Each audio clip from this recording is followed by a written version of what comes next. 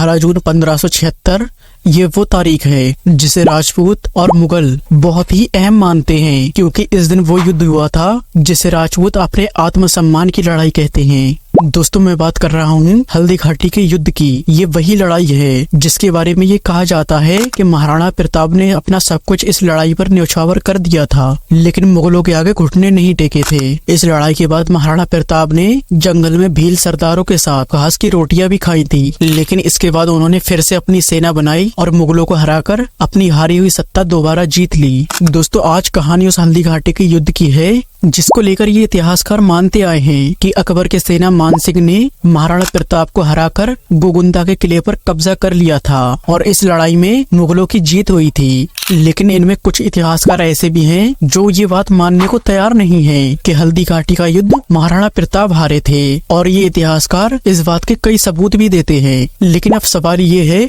आखिर हल्दी घाटी का सच क्या है? आखिर कौन जीता था हल्दी घाटी का युद्ध, महाराणा प्रताप या फिर अकबर? दोस्तों, वीडियो बहुत ही इंटरेस्टिंग होने वाली है, तो वीडियो को आखिर तक जरूर देखें, और चैनल पर पहली बार आए हैं तो चैनल को सब्सक्राइब करके बेल आइकन जरूर दबा दें। दोस्तों, इसे समझने के लिए हमें जाना होगा सन 1576 ईस्वी में, जब हल्दी घाटी का युद्ध हुआ था। दोस्तों, सन 1576 के दशक में राजपूत और मुगलों के बीच काफी कुछ चल रहा था। इधर दिल्ली से लगातार अकबर अपने बॉर्डर को लगातार बढ़ा रहे थे। ऐसा इसलिए क्योंकि उस वक्त में अकबर से जो भी लड़ता वो या तो हार जाता या फिर खुद को सरेंडर कर देता था। इस बीच मेवाड़ के राजा उदय सिंह की मौत हो गई। इस बीच उदय सिंह की मौत के बाद महाराणा प्रताप को राजपूतों ने अपना सरदार चुन लिया, और 4 साल बीतने के बाद वो वक्त आता है कि जब अकबर ने अपने सेनापति मान सिंह को गोगुंदा के किले पर रवाना कर दिया। मान सिंह ने अरावली पहाड़ी के पास डेरा डाला और इधर महाराणा प्रताप की सेना उदयपुर के पास लोसंग में रुकी। इन दोनों पहाड़ों के बीच एक सगरी नाम की घाटी थी जिसे हल्दी घाटी कहा जाता था। महाराणा प्रताप की तरफ से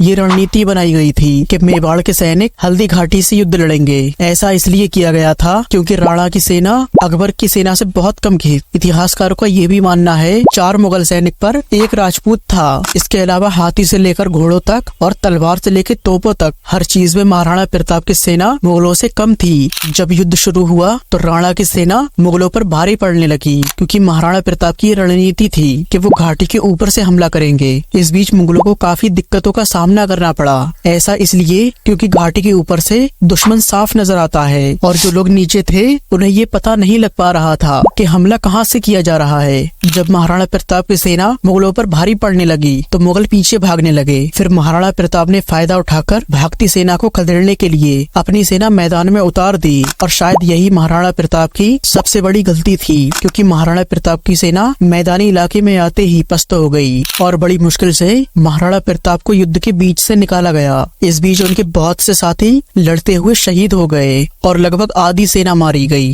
और बाकी जो बचा हुआ इलाका था वो भी महाराणा प्रताप के हाथों से फिसलता चला गया और महाराणा प्रताप अरावली की पहाड़ियों में चले गए। और यही वो वक्त था जब उन्होंने भील सरदारों के साथ घास की रोटियां खाई थी, जिसकी कहानी हम बचपन से सुनते आ रहे हैं। हल्दी घाटी के युद्ध के बाद मुगलों ने गोगुंदा के किले पर कब्जा कर लिया, जो महाराणा प्रताप का बेस हुआ करता था। लेकिन फिर भी महाराणा प्रताप ने हार नहीं मानी और करीबन 1585 तक उन्होंने कुंभलगढ़, गोगुंदा और उदयपुर पर वापस जीत कर ली। लेकिन सवाल अब भी वही है कि हल्दी घाटी का युद्ध कौन जीता था? तो आइए इसे अच्छे से समझते हैं। तो जो लोग ये मानते हैं कि हल्दी घाटी का युद्ध अकबर जीता था, वो लोग इसके सबूत देते हैं, जैसे युद्ध के बीच से ही महाराणा प्रताप मैदान छोड़कर चले गए थे और युद्ध के बाद गोगुंदा के किले पर मुगलों ने कब्जा कर लिया था, जो लगभग 9 साल तक रहा। अब बात करें उन लोगों की जो ये बात मानने को तैयार नहीं है। उनका कहना है कि महाराणा प्रताप की जीत हुई थी, जिनमें पहला सबूत जयपुर की फेमस हिस्टोरियन रीमा आहूजा का कहना है